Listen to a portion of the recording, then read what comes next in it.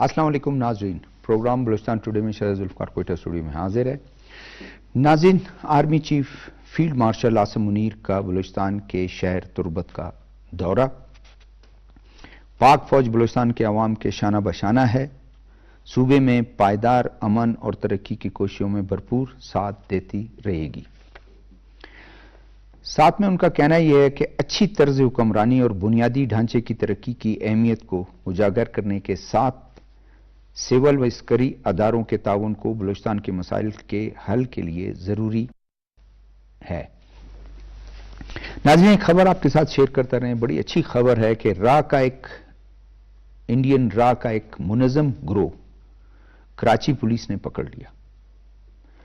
گروہ دہشت گردی کی کارروائیوں میں ملوث تھا۔ ان کے جو لوگ ہیں، ان کے ہینڈلرز ہیں، بیرون ملک بیٹھے ان لوگوں کو فائنانس کرتے تھے اپنے گروہ کو، اور بم بلاسٹ، تخریبی کارروائیوں سب میں ملوث تھے۔ وزارت خارجہ کے ترجمان شفقت علی خان نے انڈیا کی بڑھتے ہوئے میزائل پروگرام علاقائی اور عالمی تحفظ کے لیے خطرہ قرار دے دیا۔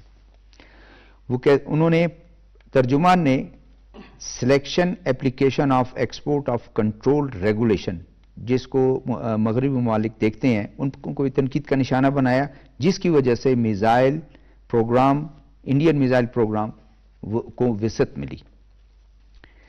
ناظرین، ملک میں بارشوں کا سلسلہ جاری ہے اور بیشتر علاقوں میں، خاص کر خیبر پختونخوا، گلگت بلتستان، سندھ میں مختلف علاقوں میں بشمول کراچی، خاص کر کراچی میں اور بلوچستان، اب تک کوئی ایسی صورتحال نہیں آئی، لیکن جو الرٹ جاری ہوا ہے، میٹ آفس نے جو جاری کیا ہے الرٹ، اس کے مطابق ایک سپیل ہوگا آج یعنی 23 سے 25 تک، کہیں پر 25 سے 27 تک، کہیں پر 23 سے 27 تک، اور یہ بارشوں کا سلسلہ 31 اگست تک جاری رہے گا۔ تمام صوبائی دارالحکومت میں پی ڈی ایم ایز اور نیشنل ڈیزاسٹر مینجمنٹ اتھارٹی نے اپنے انتظامات کیے ہوئے ہیں۔ اپنے پینلسٹ کا تعارف کراتا چلوں۔ میرے پہلے پینلسٹ ہیں عبداللہ خان۔ عبداللہ خان جو ہے اکثر ہمارے پروگرام میں آتے ہیں ایز اے تجزیہ نگار۔ میرے دوسرے مہمان ہیں محمود الحسن صاحب۔ محمود الحسن صاحب اکثر ہمارے پروگرام میں آتے ہیں اور ایک ریٹائرڈ پروفیسر اور درس تدریس سے وابستہ ہیں۔ عبداللہ دورانی ان کے ساتھ بیٹھے ہوئے ہیں۔ عبداللہ دورانی ینگ لیڈر بھی ہیں اور پاکستان پیپلز پارٹی سے ان کا تعلق ہے۔ ٹیلی فون لائن پر جو این ڈی ایم اے پروونشل ڈیزاسٹر مینجمنٹ کی جو تیاریاں ہیں، نوید احمد شیخ صاحب، director planning provincial disaster management authority Balochistan سے ہیں۔ آپ سب کو خوش آمدید۔ عبداللہ خان، آپ سے میں سٹارٹ لیتا ہوں۔ تربت کا دورہ آرمی چیف کا بڑی اہمیت کا حامل ہے، اور انہوں نے جو باتیں کی ہیں، اور ساتھ میں خود آپ قریب ہیں گورنمنٹ آف بلوچستان کے، گورننس کا ایشو جو ہے زیادہ قرار دیا جاتا ہے کہ لا اینڈ آرڈر میں کہیں بھی کسی علاقے میں بھی مینجمنٹ، اور اگر وہ ذرا سلو ہو، اس میں خرابیاں ہوں، تو اس کا اثر جو ہے پھر لا اینڈ آرڈر پر پڑتا ہے۔ بہت شکریہ۔ اس میں تو کوئی دو رائے ہے ہی نہیں کہ گورننس کا direct impact law and order پہ ہوتا ہے، اور پھر لا اینڈ آرڈر کا دوبارہ سے گورننس پہ امپیکٹ ہوتا ہے۔ ایک ریاست بنتی ہے، ریاست کے اندر 3 پلرز ہوتے ہیں۔ ریاست کا بننا ہے، پھر قانون کی حکمرانی ہے، اور احتساب اکاؤنٹیبلٹی ہے۔ جمہوری نظام میں الیکشنز ہوتے ہیں، الیکشن کے بعد منتخب نمائندے آتے ہیں۔ گڈ گورننس میں سروس ڈیلیوری، لوگوں کی جو توقعات ہوتی ہے کہ ان کو سروس ڈیلیوری سروسز ان تک ملیں، جس میں میونسپل سروسز شامل ہے، جس میں ایجوکیشن ہے، ہیلتھ ہے۔ اس کے علاوہ لا اینڈ آرڈر کا پھر تعلق کسی سے بنتا ہے، ظاہر ہے۔ ڈیولپمنٹ کے لیے لا اینڈ آرڈر لازمی ہے، اور لا اینڈ آرڈر کے لیے ڈیولپمنٹ لازمی ہے۔ ایک تھیوری ہے سوشل سائنسز اور پولیٹیکل سائنسز میں، اس میں کہتے ہیں انٹرنل پیسیفیکیشن۔ جب کسی ملک یا کسی علاقے میں یا کسی خطے میں لا اینڈ آرڈر کی صورتحال دگرگون خراب ہوتی ہے، تو اس کے لیے ٹھیک ہے، ساتھ میں تو ملٹری آپریشن ایک آپشن ہے، ساتھ میں پولیس اور پیراملٹری فورسز کا جانا اور لا اینڈ آرڈر پہ قابو پانا، یہ ایک شارٹ ٹرم میجر ہوتا ہے۔ لیکن لانگ ٹرم پیسیفیکیشن کے لیے، یعنی ایک دیر پا اور وسیع پیمانے پہ پیسیفیکیشن کے لیے ڈیولپمنٹ بہت زیادہ ضروری ہوتی ہے۔ اس کے پیچھے ایک تھیوری ہے اینٹنی گدنس گورننس کی، وہ کہتا ہے کہ for internal pacification you have to have development, اور ڈیولپمنٹ کے لیے گڈ گورننس بہت ضروری ہے. یعنی جو ادارے کام کر رہے ہیں وہ اپنے سروسز باہم فراہم کر رہے ہوں تو لوگ محسوس کر رہے ہوتے ہیں کہ ہمیں سروسز مل رہی ہیں، پھر لوگ بھی ڈیولپمنٹ میں اپنا حصہ لیتے ہیں. ڈیموکریسی میں بھی تو یہی ہے. یقیناً عوامی نمائندے، عوام کے منتخب نمائندے رول کریں گے اور وہ ایڈمنسٹریشن کو ہیڈ کریں گے اور تمام چیزوں کو بہتر بنائیں گے. دیکھیں جمہوریت میں چونکہ اکاؤنٹیبلٹی کا میں نے بتایا تھا، اکاؤنٹیبلٹی یہ ہے کہ جو نمائندے منتخب ہوتے ہیں وہ اکاؤنٹیبل ہوتے ہیں to the voters, to the people, اور لوگوں کی توقعات ہوتی ہے کہ ان کی زندگی کا جو معیار ہے وہ بہتر ہو جائے. اس کے لیے یہ لازمی ہوتا ہے کہ گڈ گورننس انشور کیا جائے، اور اگر گڈ گورننس نہ ہو تو اس کے پھر ریپرکشنز بڑے برے ہوتے ہیں. یعنی لوگوں میں مایوسی پھیلتی ہے، ڈپریشن میں لوگ جاتے ہیں، پھر وہ کرائمز بڑھتے ہیں. کرائمز بھی کنٹرول کرنے کے لیے، بغاوت کو کنٹرول کرنے کے لیے you have to have good governance measures. اور سیکنڈ یہ ہے کہ ڈیولپمنٹ ہو. اب بلوچستان جو ہمارا پاکستان کا ایک اہم صوبہ ہے، اسٹریٹجیکلی بہت امپورٹنٹ ہے. اس کی ریجنل امپورٹنس ہے، اس کی پولیٹیکل امپورٹنس ہے، انٹرنیشنل امپورٹنس ہے، اور پاکستان کی اکنامک جو پالیسی ہے، ہماری ٹریڈ کی پالیسی ہے، ڈیولپمنٹ کی پالیسی ہے، اس میں کلیدی کردار بلوچستان کا ہے. بلوچستان میں آپ دیکھیں سی پیک بغیر گوادر پورٹ کے نامکمل وہ ہے جو چائنا کا بھی رائے کا ہے. اور اس کے علاوہ بلوچستان میں انڈسٹریلائزیشن کے لیے جو میجر اپنائے جا رہے ہیں، یعنی بلوچستان کی اگر ترقی ہوگی، ہمارا لانگ بارڈر ہے، ایران کے ساتھ ہے اور افغانستان کے ساتھ ہے. اب اگر یہاں پہ ڈیولپمنٹ انڈیکیٹرز امپروو ہوں گے، لوگوں کا معیار زندگی بہتر ہوگا، یہاں پہ امپلائمنٹ ہوگی، انفلیشن پہ قابو پایا جائے گا، اور گراس ڈومیسٹک پروڈکٹ اس میں امپروومنٹ آئے گی، تو یقیناً اس سے پورے پاکستان پہ اس کے مثبت اثرات مرتب ہوں گے. اس کے لیے جو chief of the army staff کا یہ کہنا ہے کہ گڈ گورننس لازمی ہے، اس میں کوئی دوسری رائے ہے ہی نہیں. اور اتنی اہم لیڈرشپ کا تربت جانا، دیکھیں تربت بھی اسٹریٹجکلی بہت امپورٹنٹ، ایک ضلع مکران ڈویژن کا کیپٹل ہے اور گوادر سے بالکل متصل ہے. گوادر پورٹ ہے، ساتھ میں ایران کا بارڈر ہے.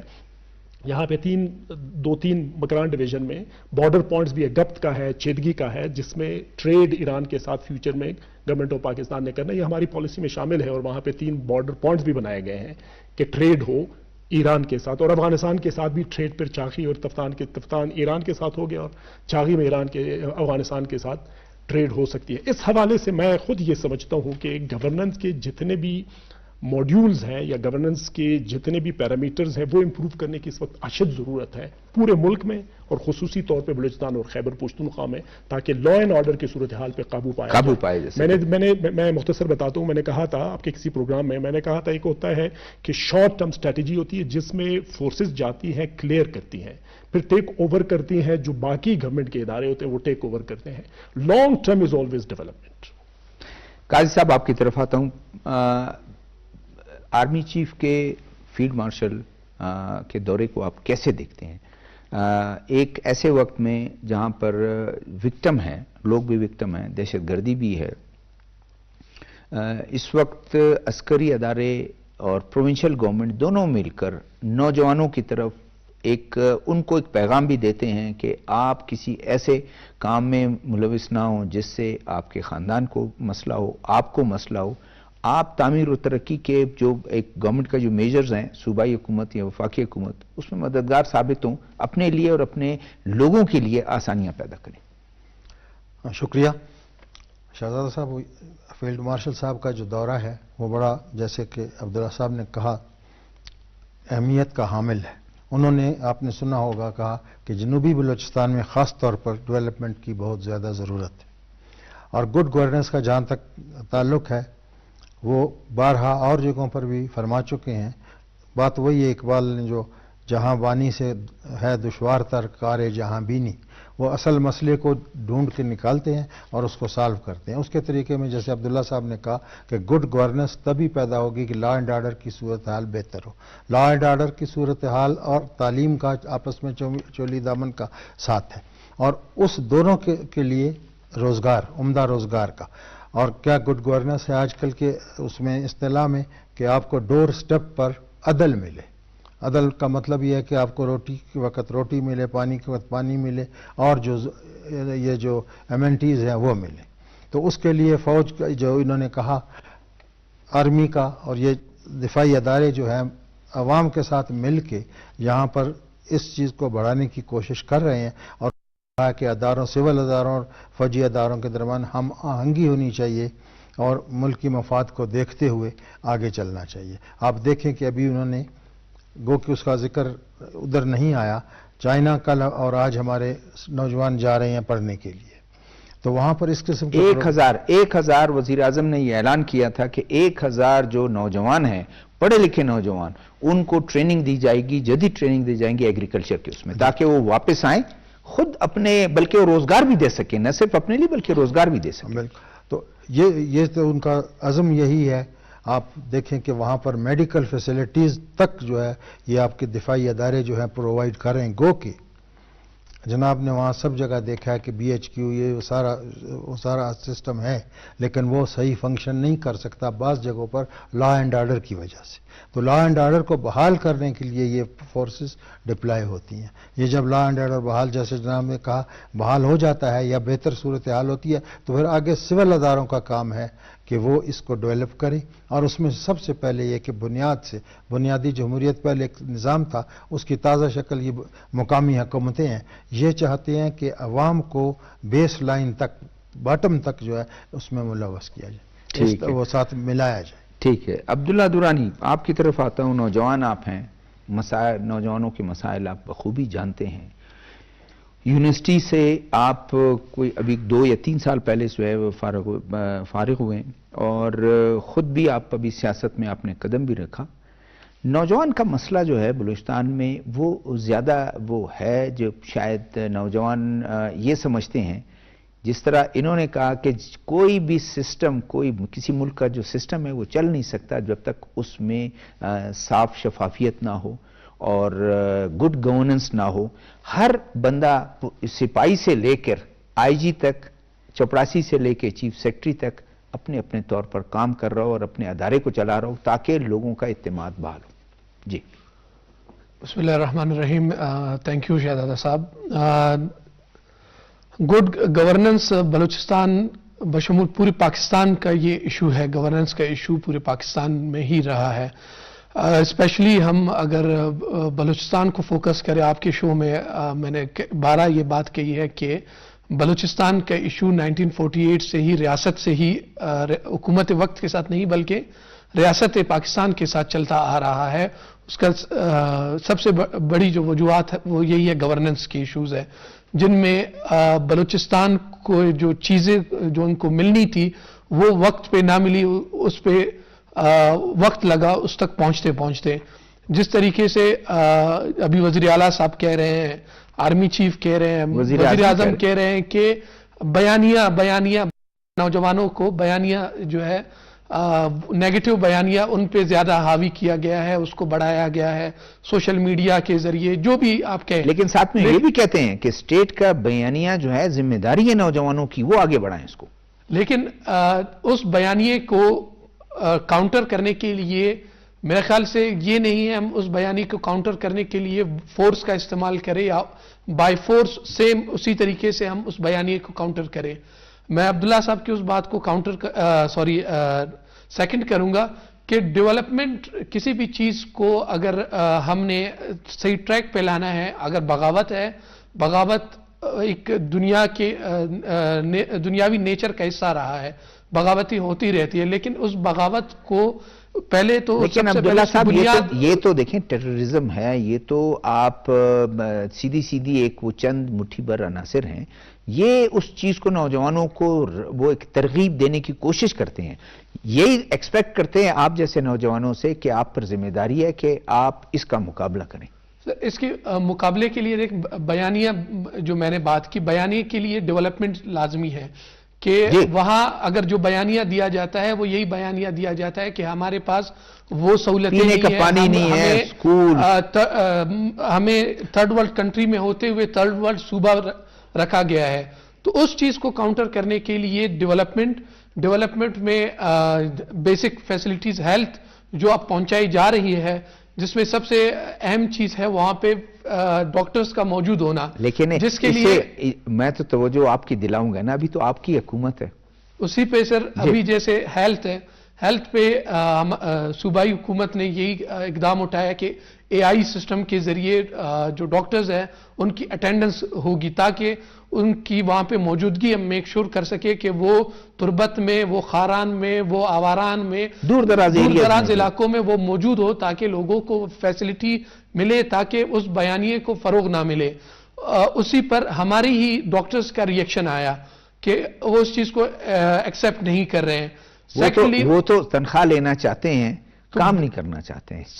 تو جو بیانیہ ہے وہ پھر ہمارے اپنے ہی لوگ اس کو بڑھا رہے ہیں. یہی ڈاکٹرز ہیں جو میں ان کو ان پہ تنقید نہیں کر رہا ہوں اس طریقے سے کہ مورود الزام، لیکن ان کا یہی اقدام اسی نوجوان کو پھر اپنے طرف راغب کرتا ہے.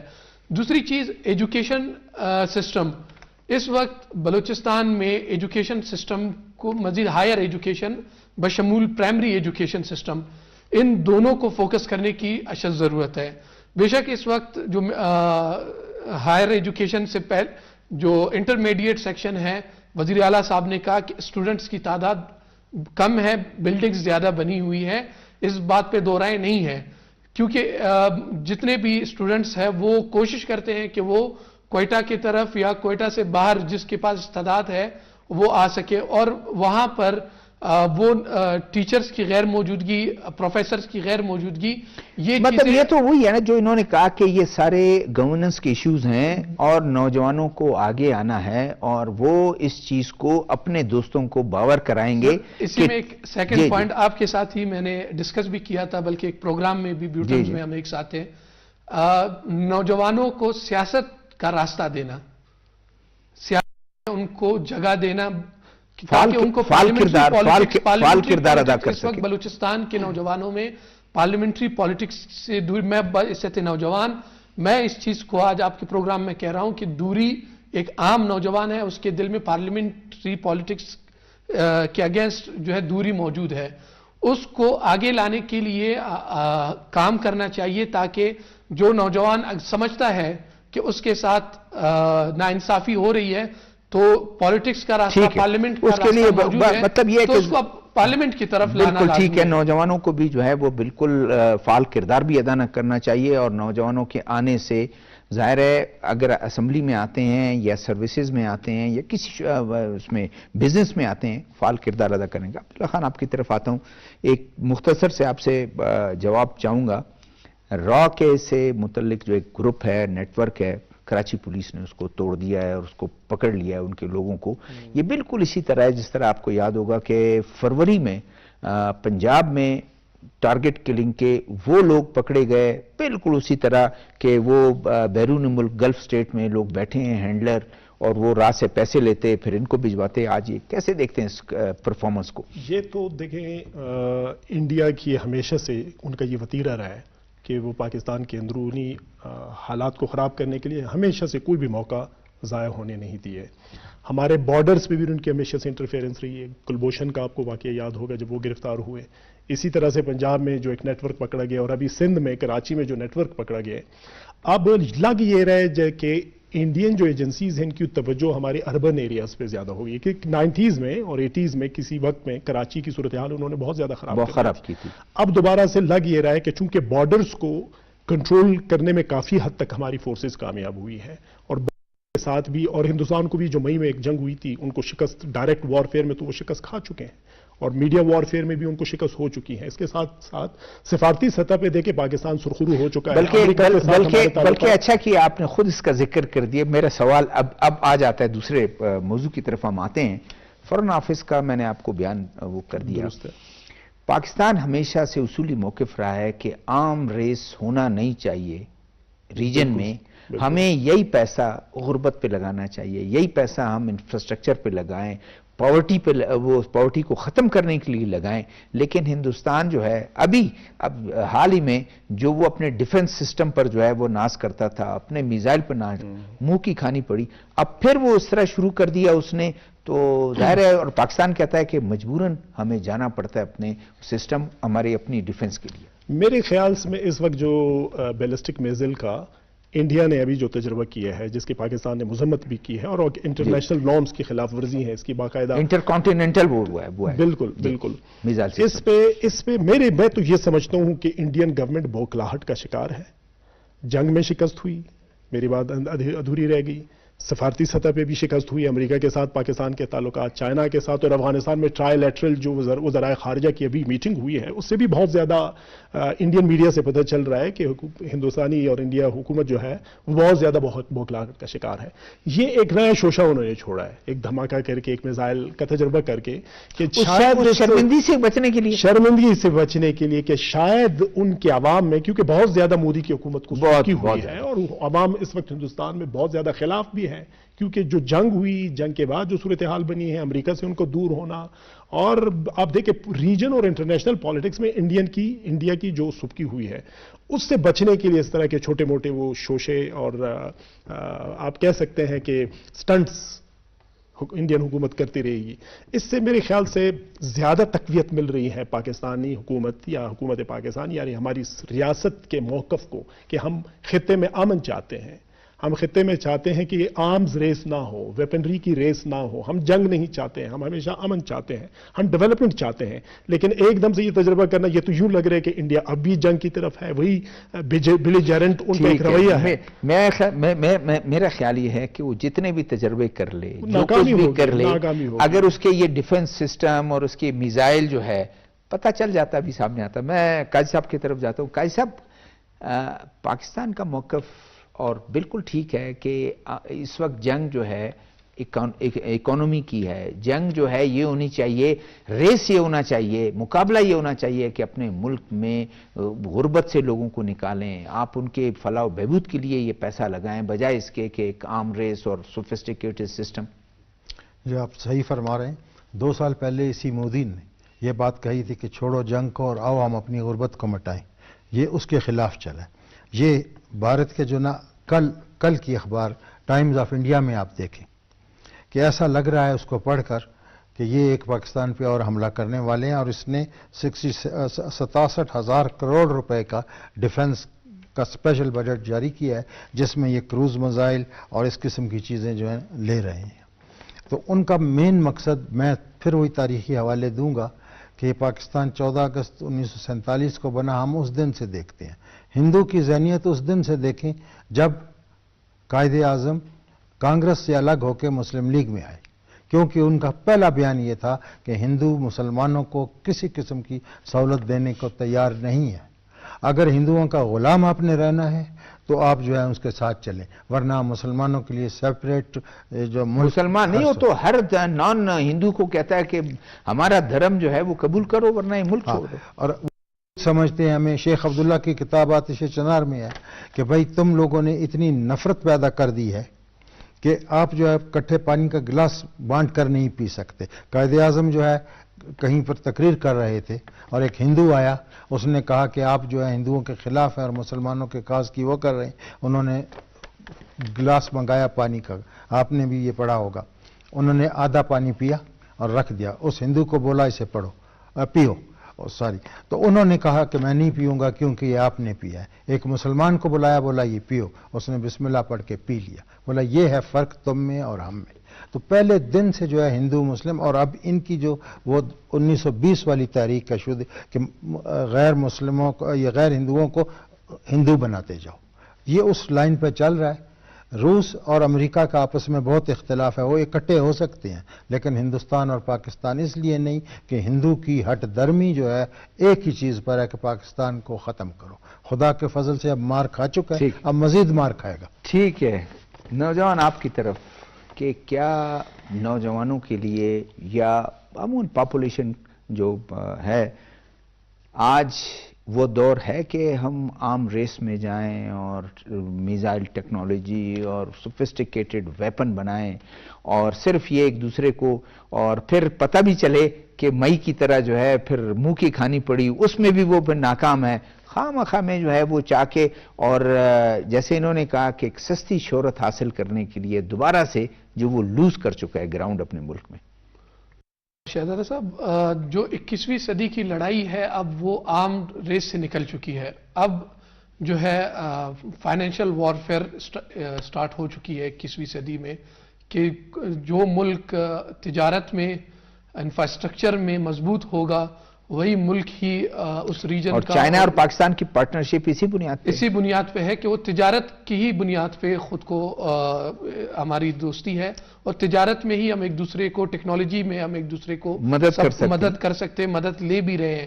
لیکن جو جہاں تک انڈیا کی بات ہے، انڈیا کو اینٹی چائنیز جو ایلیمنٹس ہیں انہوں نے سپورٹ دیا، انہوں نے اپنے انڈسٹریز شفٹ کیے، ان کو ایشین جائنٹس بنانے کی، ایشین ٹریڈ جائنٹ بنانے کی کوشش کی. انفارچونیٹلی وہ ناکام رہے، جس کے لیے مودی کنٹینیوسلی 3rd ٹائم بھی وہ آئے، انڈین ڈیموکریسی کو روندا گیا، اس کو لایا نفرت کی بنیاد پر، اور ابھی لوز کرتا جا رہا ہے. اور وہی راہل گاندھی جب اس سے سوال کرتا ہے تو اس کی پوری جو کانگریس پارٹی ہے اس کو وہ جیل میں بھیج دیتا ہے. یہ جو رزلٹ اس الیکشن کے جو رزلٹ ہیں اس میں پتہ چل گیا، ابھی تو وہ اتحادی جو ہے اتحادیوں کے بیساکھیوں پر چل رہے ہیں. بالکل. اب جیسے اب وارفیئر ہے، پاکستان نے صبر تحمل کا مظاہرہ کیا اور بار بار امن کی طرف اپنا جو پڑھ رہا تھا وہ امن کی طرف رکھا تاکہ جو یہ خطہ ہے اس میں امن رہے. لیکن انفارچونیٹلی اس وقت جو مودی حکومت ہے وہ ہندوتوا کی جو وہ آئیڈیالوجی ہے اس پہ وہ زیادہ کام کر رہے ہیں، بجائے کہ اپنی ریجن کو، اپنے ہمسایوں کو، ان کو اپنے ساتھ ملا کے ٹریڈ جائنٹ بننے کے بجائے وہ جو ہے اب وہ تو چل بھی نہیں سکا نا، وہ دہشت گردی کی طرف آ رہے ہیں. یہ صرف پاکستان کے لیے مسئلہ نہیں ہے، انڈیا کا اگر پاورفل ہونا، اس کی جائریت جو جس طریقے سے وہ اب مزید جو اس کی ٹیکنالوجی فیلڈ ہو گئی، اب مزید ٹیکنالوجی کی طرف جا رہا ہے، یہ صرف پاکستان کے لیے خطرہ نہیں، یہ اس کے ہمسائے نیپال، بنگلہ دیش، چائنا سمیت جتنے بھی اس کے لوز کرتا جا رہا ہے، وہ تو لوز کرتا ہے، جتنے بھی ہے میانمار، ان سب کے لیے یہ خطرہ ہے، بلکہ پوری ایشیا کے لیے، ساؤتھ ایشیا کے لیے یہ خطرہ ہے. ٹھیک ہے، اگلے موضوع ہمارا بارشوں کا ہے، اور پی ڈی ایم اے کے بھی نوید شیخ صاحب بھی ہمارے ساتھ لائن پہ ہو گئے. بارشوں نے اس دفعہ ایک کلاؤڈ برسٹ کہیں آ رہا ہے، کہیں پر گلیشیئر برسٹ آ رہا ہے، اور کس طرح اس کو کم کر سکتے ہیں؟ ختم تو نہیں کر سکتے ہیں لیکن کم از کم اس کے نقصانات اور اس کو ہم کم کر سکتے ہیں. دیکھیں، اس کے شہزادہ صاحب 2022 کے جو سیلاب تھے اگر آپ کو یاد ہوگا وہ بھی انپریسیڈنٹڈ تھے. مجھے یاد ہے ایک ایکسپرٹ نے مجھے کہا اسلام آباد میں ایک سیمینار کے دوران، انہوں نے کہا جو بلوچستان میں ڈیم تباہ ہوئے ہیں یہ ڈیمز کا قصور نہیں، نہ پلاننگ کا قصور ہے، دیز رینز ور انپریسیڈنٹڈ. یہی صورتحال ابھی بنی ہے. اس کے لیے ہمیں اپنے انفراسٹرکچر کو ریزیلینٹ بنانا ہوگا. پوری دنیا اس وقت یہ گلوبل وارمنگ کا جو فینومینن ہے اور اس کے تو اثرات ابھی ہر جگہ محسوس کیے جا رہے ہیں. آپ یہ دیکھیں امریکہ میں کس طرح کے سیلاب آئے تھے پچھلے سال اور اس سال. اسی طرح سے اگر ایک سال پہلے یو اے ای میں جس طرح سے دبئی میں جو فلڈنگ ہوئی تھی، اربن فلڈنگ ہوئی تھی، وہ خود حیران ہو گیا، حالانکہ ان کا انفراسٹرکچر تو بہت ہی ماڈرن ہے. تو اس کے لیے انفراسٹرکچر کو، یعنی جتنی بھی ڈیولپمنٹ ہماری ہے، اس کو ریزیلینٹ بنانے کی ضرورت ہے، اڈیپٹیبلٹی کی بہت زیادہ ضرورت ہے. یہ شوکس مزید آئیں گے، یہ دنیا ابھی ٹرانسفارم ہو رہی ہے، گلوبل وارمنگ کے اثرات ہر جگہ محسوس ہو رہے ہیں اور ہر جگہ اس کی تباہ کاریاں ہیں. پوری دنیا اس وقت انفراسٹرکچرل ڈیولپمنٹ پہ جو کام کر رہی ہے وہ کہہ رہی ہے کہ ہمیں اپنے انفراسٹرکچر کو ریزیلینٹ بنانا ہوگا. یہی پاکستان کے ساتھ بھی ہے. اس وقت تو ہم وہ فائر فائٹنگ کی موڈ میں ہیں کہ نقصان ہو رہے ہیں، ہم ریسکیو پہ جاتے ہیں، ریہیبلیٹیشن پہ بھی جاتے ہیں، لیکن انفراسٹرکچر کو کیسے ٹرانسفارم کیا جائے. اس وقت جو پبلک سیکٹر ڈیولپمنٹ پلان ہے فیڈرل گورنمنٹ کا اور چاروں صوبوں خصوصی طور پہ بلوچستان کا جو مجھے پتا ہے، اس میں اس عنصر کو مد نظر رکھا گیا ہے کہ انفراسٹرکچر کو ریزیلینٹ بنایا جائے. اگر ڈیم بنائے جائیں گے، روڈ بنائے جائیں گے، سڑکیں بنائی جائیں گی، مطلب یہ ہے کہ عمارتیں بنائی جائیں گی، انفراسٹرکچر پر توجہ دینی چاہیے، ہمیں توجہ ریزیلینٹ بنانے کی ضرورت ہے. اس کو کلائمیٹ چینج انکلوسیو بنانے کی ضرورت ہے. ہر اینٹ جو رکھنی ہے، ہر ڈیولپمنٹ کا انیشیٹو جو لینا ہے کلائمیٹ چینج اور گلوبل وارمنگ کو اور ہیزرڈز جو ہیں اس کو اگر ہم دوسرے طریقے سے میں قائد صاحب سے پوچھوں گا، اگر ہم پلاننگ کی بات کریں کہ پہلے سے آپ کی پلاننگ ہو، آپ جو یہ تو ابھی ماہرین کہتے ہیں جو فلڈ امریکہ میں آیا، اگر وہی فلڈ ادھر آتا تو اس کے نقصانات کئی گنا، کئی 100 گنا زیادہ ہوتے. پلاننگ کی ضرورت ہے اور پھر اس پانی کو بہتر بنانے کی ضرورت ہے. جی شکریہ. تو تحقیق کریں, یہ فلڈ کے بعد پوری تحقیق کرنی چاہیے. کل ایک قائد صاحب میں آپ کو روکوں گا, نوید شیخ صاحب ہمارے ساتھ ٹیلی فون لائن پر ہے. السلام علیکم. جی وعلیکم السلام جناب. تھینک یو ویری مچ, آپ نے ٹائم نکالا ہمارے لیے. نوید شیخ صاحب, الرٹ جاری ہوا ہے اور اب تک جو پورے پاکستان میں جو اس وقت فلڈنگ کی صورتحال ہے, کہیں پر کلاؤڈ برسٹ ہے, کہیں پر گلیشیئر برسٹ ہے, جس سے کافی چیزیں آپ دیکھیں کہ نقصانات اور اموات. تو آگے آپ کیا دیکھتے ہیں کہ یہ الرٹ میں کتنے, غالباً کوئی 31 اگست تک 30 اگست تک چلے گا یہ؟ جی ہاں بالکل. تو اس میں جو الرٹ جاری ہوا ہے سر, اس کے اندر آپ دیکھ رہے ہوں گے کہ بلوچستان کے کافی اضلاع ہیں, اس کے اندر سندھ کے, کے پی کے اور پنجاب کے کافی اضلاع کا ذکر کیا گیا ہے. اور یہ met department, Pakistan met department یہ الرٹ جاری کرتا ہے, آبزرویٹری جاری کرتا ہے, تاکہ ہم پہلے سے ان تمام ڈسٹرکٹس اور ڈویژن اور صوبے کے جو پی ڈی ایم ایز وہاں پہ کام کر رہے ہیں یا این ڈی اے میں کام کر رہا ہے, تاکہ وہ اپنا ایک سسٹم جاری کر دے اور وہاں پہ لوگوں کو اگر کہیں پہ بہت زیادہ ولنریبلٹی ہے تو ان کو وہاں سے ایویکیٹ کرایا جا سکے. اور آلریڈی بھی آپ دیکھ رہے ہیں کہ جو پچھلے دنوں سے جو یہ بارشیں ہوئی ہیں اور جو اسپیشلی کے پی میں اور جو گلگت بلتستان میں جتنی تباہی ہوئی, تو اس کا تو کیا ذکر کریں کہ فرمائے پاکستان کے لیے جو تھا اس میں پروڈکشنز تھی, اس میں تو جو لاسٹ ہم نے آپ سے ایک پروگرام کیا تھا, اس میں تو کافی بارشیں ہوئی مگر اس سے کوئی خاطر خواہ نقصان نہیں ہوا. کچھ چیزیں ایک دو اموات کچھ ڈسٹرکٹس میں ہوئی ہیں.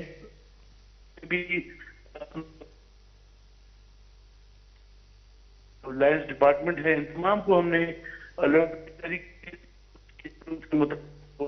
سامان مزید ضرورت تھا وہ بھی ہم نے بھجوا دیا تھا. نوید شیخ صاحب میری آواز سن رہے ہیں آپ؟ نوید شیخ صاحب میری آواز سن رہے ہیں آپ؟ جی جی آ رہی ہے آواز آپ کی. ہاں, سگنلز کا خیر ایشو ہے. مجھے یہ بتائیں کہ پی ڈی ایم میں, این ڈی ایم میں یہ کوئی اویئرنیس پروگرام بھی کرتی ہے یا اس کا انعقاد کرتی ہے؟ گلگت بلتستان میں آج کے اگر آپ دیکھیں کہ کافی ایک بہت اچھا, میں سمجھتا ہوں کہ ہم سب کے لیے ایک ایگزامپل ہے کہ ایک چرواہے نے بہت بڑی آبادی کو الرٹ کر کے جو ہے جانی نقصان سے بچایا. جی جی ہاں جی جی بالکل. آپ کی پہلی بات کا کہ این ڈی میں اور پی ڈی اے میں اس طرح کے معلوماتی پروگرام یا اطلاع کے پروگرام یا ٹریننگز وغیرہ یہ پریپیئرنس میں ہمارے آتا ہے. اس میں ہم تمام جتنے بھی گورنمنٹ ڈپارٹمنٹ ہیں یا عوام ہے یا کمیونٹی ہے ان کو یہ ٹریننگ دی جاتی ہے باقاعدہ کہ جب بھی کوئی ایمرجنسی ہوگی تو انہوں نے کس طرح ریئیکٹ کرنا ہے, اور اس کے لیے اگر کہیں پہ ٹولز کی ضرورت ہے, ٹریننگز کی ضرورت ہے, کمیونٹی کے اویئرنیس کی ضرورت ہے تو وہ دے دی جاتی ہے. اور جو آپ آج بات کر رہے ہیں کہ ایک چرواہے کی کہ جس نے ایک اپنے اطلاع ایڈوانس میں اطلاع دینے کی جس سے جو ایک بہت بڑی تباہی سے لوگوں کو الرٹ کر دیا گیا, تو اس طرح کی چیزیں ہیں جو کہ ہمیں گراس روٹ لیول پہ جو وہ لوگ اس چیز کو بیئر کر رہے ہیں وہاں تک ہم اب گورنمنٹ کی پالیسی بھی یہی ہے کہ ان لوگوں کو اویئر کیا جائے, ان لوگوں کی ٹریننگ کی جائے, ان کو اویئرنیس کو کی جائے کہ جب بھی امن کا ٹائم ہو, جب بھی چیزیں نہ ہوں, ان دنوں میں ان لوگوں کو ٹریننگ دی جائے. آلریڈی ہوتا بھی آ رہا ہے اور مزید بھی اس پہ ہمیں سی ایم صاحب کی طرف سے اور چیف سیکرٹری صاحب کی طرف سے ہمارے ایٹرنی جنرل صاحب کو اسپیشل انسٹرکشنز ہیں کہ اس پہ کام کیا جائے, اور اس پہ ہم نے پلان بنا کے لیے ہیں. اور انشاءاللہ تعالی آگے آنے والی کوئی بھی ایسی آفات ہوگی اس سے بچنے کے لیے ہم اپنی بھرپور کوشش کریں گے. بہت شکریہ شیخ صاحب, بہت شکریہ. آپ کمپلیٹ کر لیں اپنا پوائنٹ. آپ نے فرمایا کہ اس کے لیے کیا تحقیق یا کیا پلاننگ ہونی چاہیے. کل ایک تجزیہ نگار کو میں سن رہا تھا, انہوں نے بنگلہ دیش موجودہ سابقہ مشرقی پاکستان کا تجزیہ کیا. اس کو سیلابوں کی سرزمین کہتے تھے. اس وقت 3.5 کروڑ آبادی تھی, اب 17 کروڑ آبادی ہے. اس وقت 3.5 کروڑ آبادی ہوتے لاکھ سے زیادہ لوگ. قائد صاحب ٹائم بالکل مجھے کہہ دیا گیا, ٹائم بالکل ختم ہو گیا. عبداللہ خان آپ کا شکریہ, محمود الحسن قاضی صاحب آپ کا شکریہ, عبداللہ درانی صاحب آپ کا شکریہ, نوید احمد شیخ صاحب ہمارے ٹیلی فون لائن پر تھے پی ڈی ایم اے سے, ان کا آپ سب کا شکریہ. ناظرین, دہشت گردی کے خلاف بھی پاکستان لڑ رہا ہے, اس ہمسایہ جو ہمیشہ سے کوشش میں لگا رہتا ہے اور کہتا تھا ایک ہر جگہ جا کر اپنے ڈیفنس سسٹم اپنے میزائل سسٹم پر جو ہے وہ بھروسہ کرتا تھا اور کہتا تھا پاکستان کو ہم تنہا کر دیں گے. آج وہ خود تنہا ہوتا جا رہا ہے اور دہشت گردی کے خلاف پاکستان بھی پہلے سے زیادہ جو ہے اس کے حوصلے بلند ہیں, لوگوں کے حوصلے بلند ہیں. آنے والے پروگرام تک سے ذوالفقار کو اجازت دیجیے گا. اللہ حافظ.